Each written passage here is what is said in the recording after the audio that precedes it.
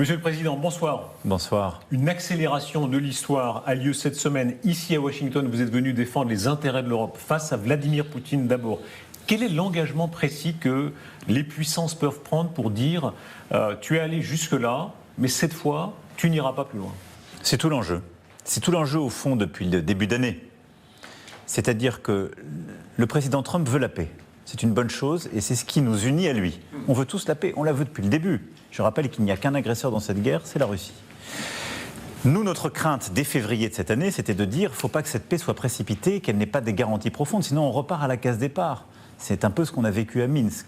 C'est-à-dire que cette paix ne serait pas respectée le jour d'après par la Russie et elle réattaquerait. Et donc, le cœur de notre travail, nous Européens, c'est ce qu'on appelle les garanties de sécurité. C'est de dire, nous devons être sûrs que quel que soit l'accord obtenu, quel que soit ce que l'Ukraine concédera ou pas, le reste de son territoire puisse continuer de vivre, ne pas subir de nouvelles agressions russes et que le reste de l'Europe vive en paix. Parce qu'en fait, c'est l'avant-poste de la sécurité européenne. Et donc, Monsieur le Président, est-ce que la garantie suprême de sécurité, qui est de dire, vous les Russes, si vous attaquez de nouveau après un armistice, un cessez-le-feu, une paix, nous vous faisons la guerre, est-ce que cette garantie de paix de là, vous êtes prêt à la donner? La première garantie de sécurité sur laquelle nous travaillons et qui est la plus importante, c'est une armée ukrainienne robuste. Et ça, ce ne sont pas des paroles en l'air. Pour l'instant, ça n'a pas marché. Non, je ne dirais pas du tout ça. Faisons l'analyse du conflit. Pas complètement. Faisons l'analyse du conflit. Février 2022, parce que nous n'avions pas de garantie de sécurité depuis 2014, la Russie lance une opération massive. Elle prend près d'un quart du territoire à l'époque, même un peu plus. Elle arrive aux portes de Kiev. Parce qu'à ce moment-là, l'armée ukrainienne se mobilise, fait preuve d'une très grande bravoure et d'une grande intelligence tactique. Mais parce que le soutien aussi international se mobilise, une seconde phase de contre-offensive repousse l'armée russe.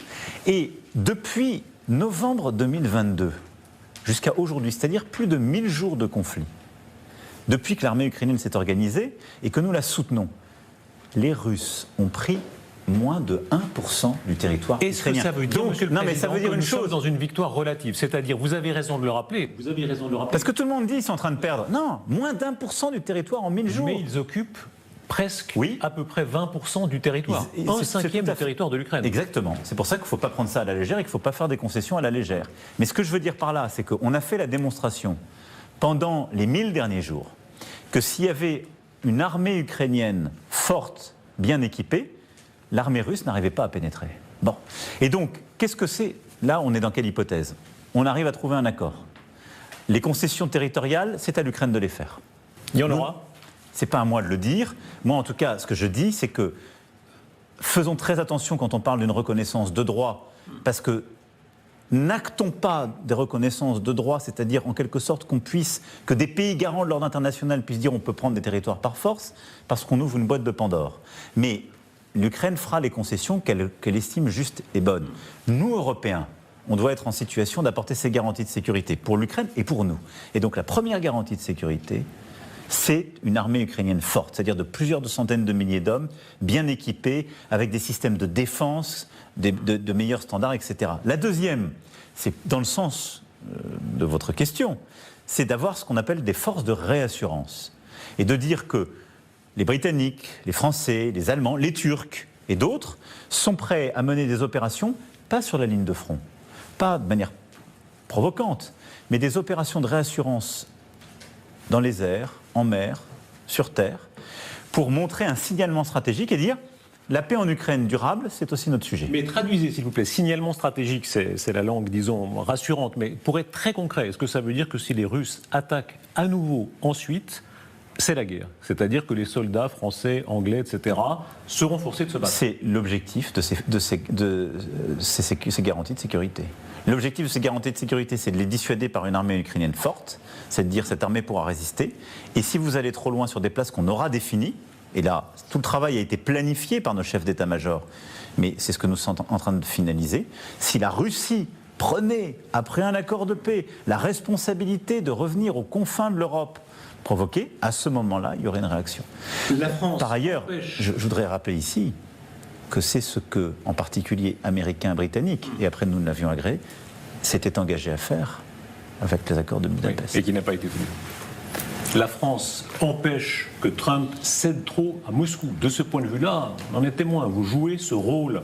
Mais Trump a le rôle moteur, contrebalancé par vous. Tout ce qui se passe là, ces journées incroyables qu'on vit depuis lundi, est-ce que vous lui reconnaissez cela? Si, à l'arrivée, il y a la grande tablée avec la signature Trump, Zelensky, les Européens, Poutine, est-ce qu'il aura mérité ce prix Nobel de la paix dont il rêve? Il aura en tout cas joué un rôle, et c'est important, c'est pour ça que je suis là aussi. Il rêve de ce prix Nobel, ça n'est pas du tout une fantaisie, il le dit. Oui, mais je ne suis pas membre du jury, et donc je ne peux ici rien dire. Votre avis à vous?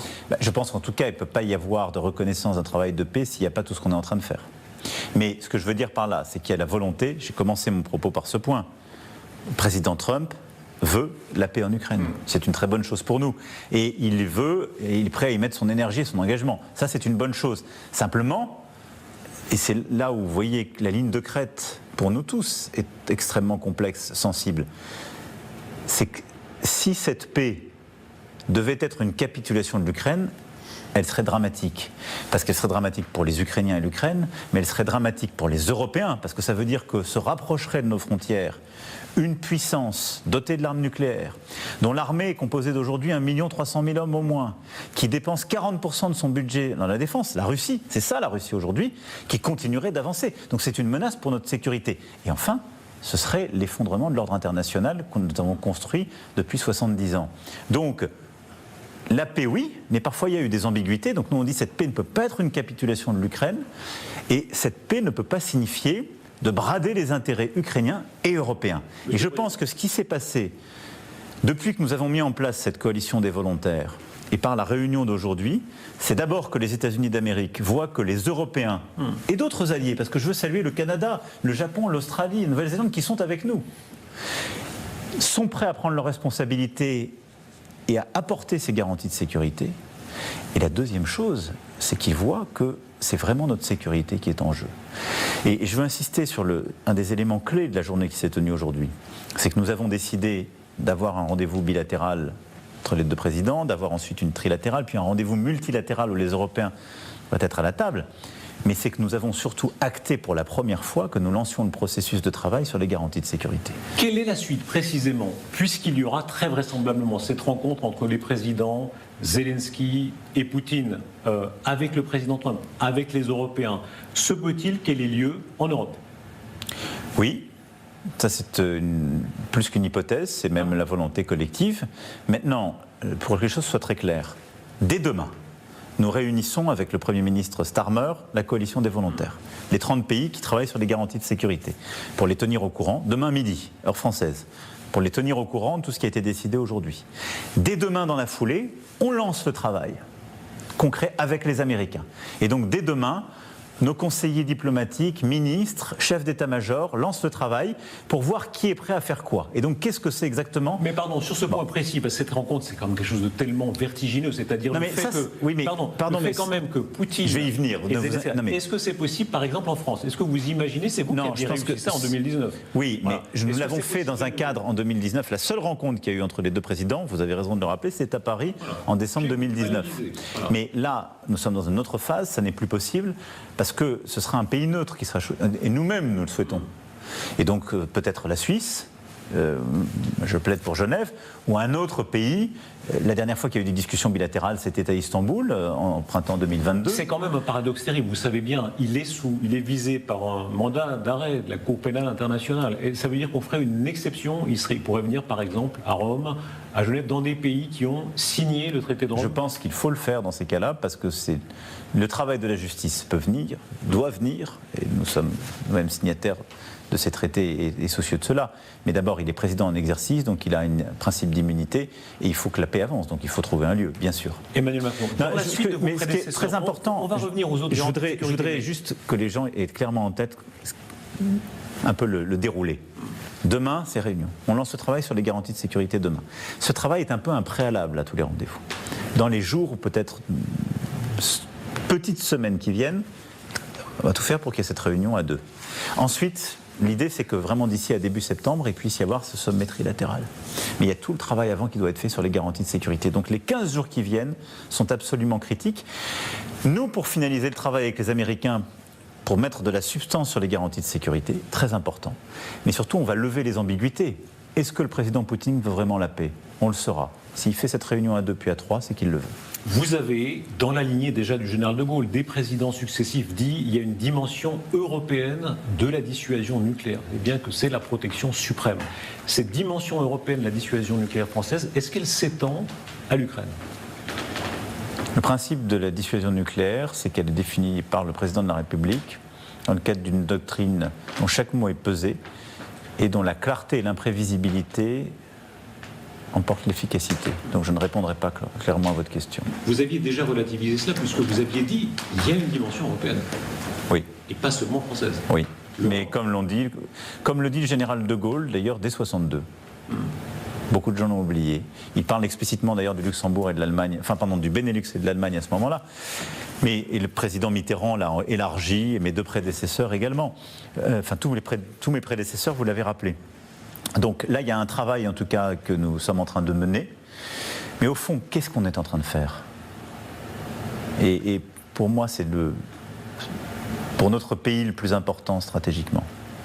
Il y a un réveil stratégique européen. Notre Europe,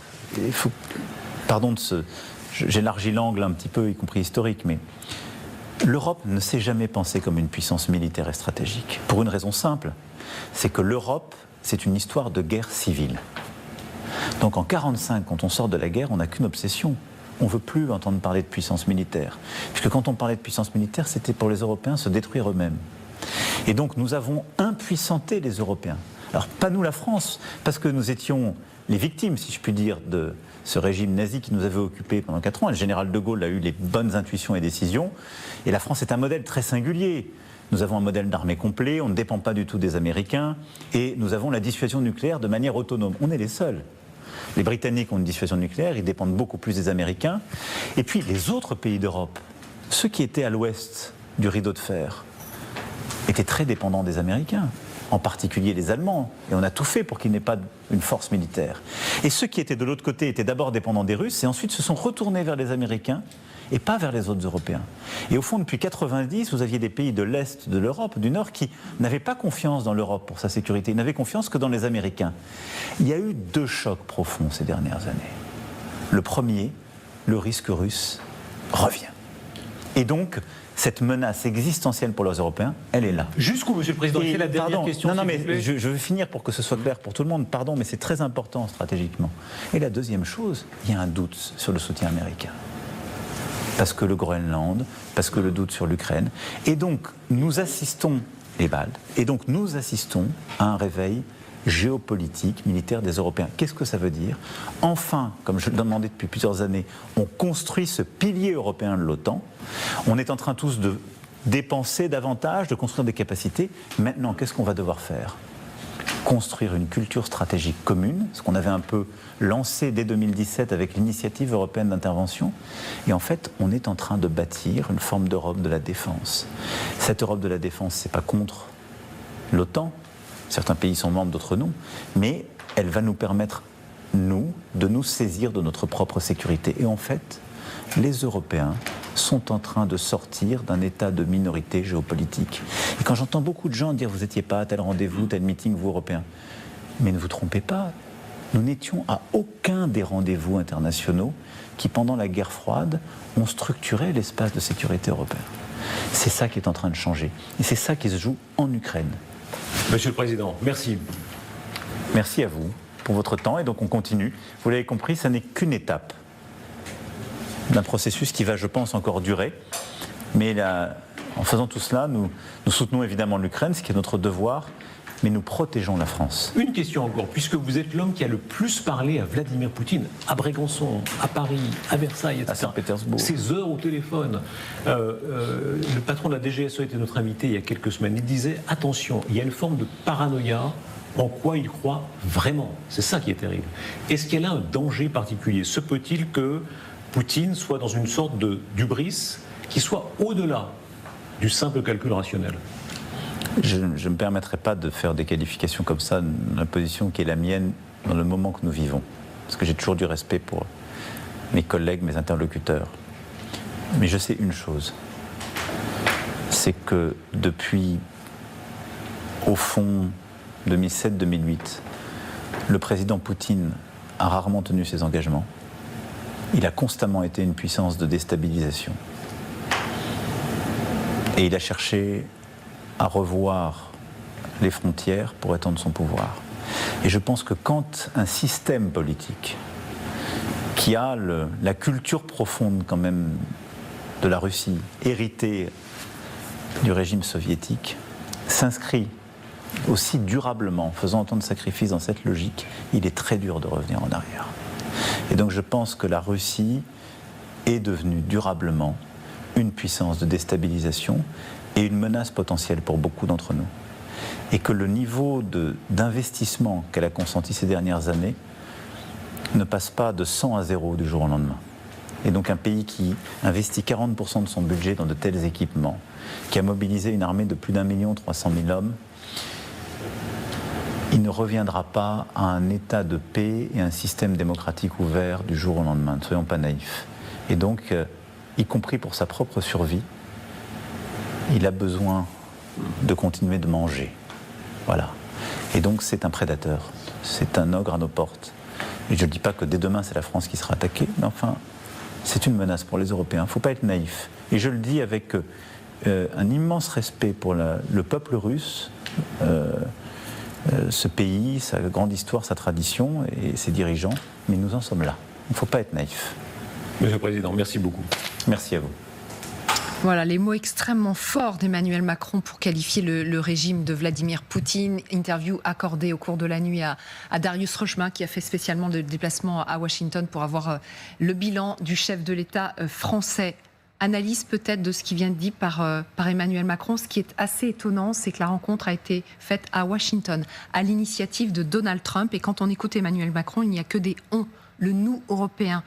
On lance le travail, on va tout faire pour que la rencontre ait lieu, on va lever les ambiguïtés. C'est ça que vous retenez d'abord de son interview ou pas ? Ça aurait été difficile qu'ils disent on n'y est pour rien, on s'est raccroché au wagon, on est arrivé par effraction, on ne voulait pas de nous au début. Ça semble compliqué. On connaît le président de la République, il a cette capacité à s'approprier les choses, y compris celles qu'il n'a pas forcément lui-même voulu. Moi, je trouve que son discours, en tout cas cette interview est forte, qu'effectivement elle dit les choses.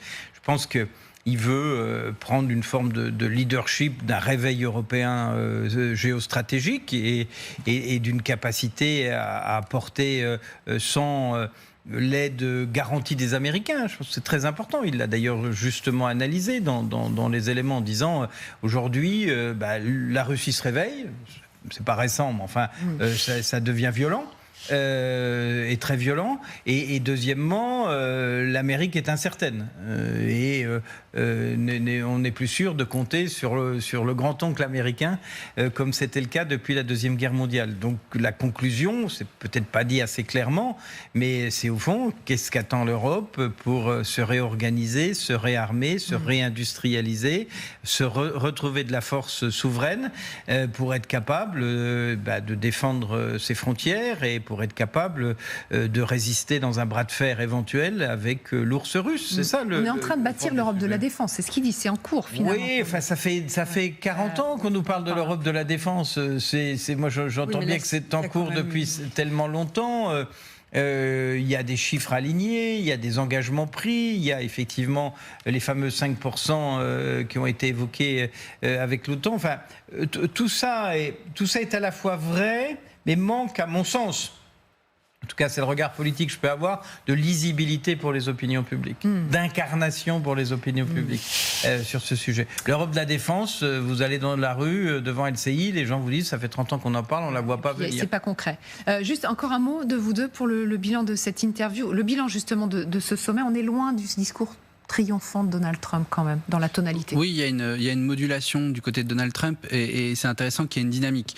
Le président de la République a bien décrit les étapes qui vont permettre de savoir si cette dynamique sera fructueuse ou pas, avec les échanges à un niveau plus technique, cette bilatérale qui doit être tenue entre les Ukrainiens et les Russes pour pouvoir parler aussi de la dimension territoriale du sujet, trilatérale pour éventuellement consacrer un accord de paix, Et enfin, une réunion avec les Européens. Et c'est important que cette chronologie soit bien fixée parce que à chaque étape, il faut qu'on soit en mesure de vérifier si la partie russe s'engage réellement. C'est d'autant plus important qu'il n'y a pas eu de cessez-le-feu préalable à une négociation sur un accord de paix. Ça veut dire que pendant que toutes ces conversations ont lieu, les canons continuent de tirer, les Ukrainiens continuent de subir des pertes. Et il est important de voir que tout ça débouche à un moment crucial. On va arriver au moment du 80e anniversaire des Nations Unies en septembre.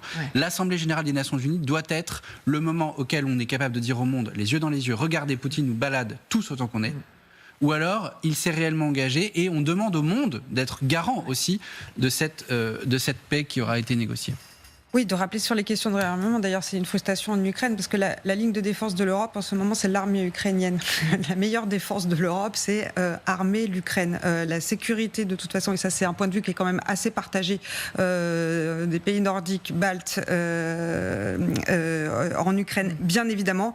La sécurité viendra de façon absolue si la Russie est battue. D'une façon ou d'une autre.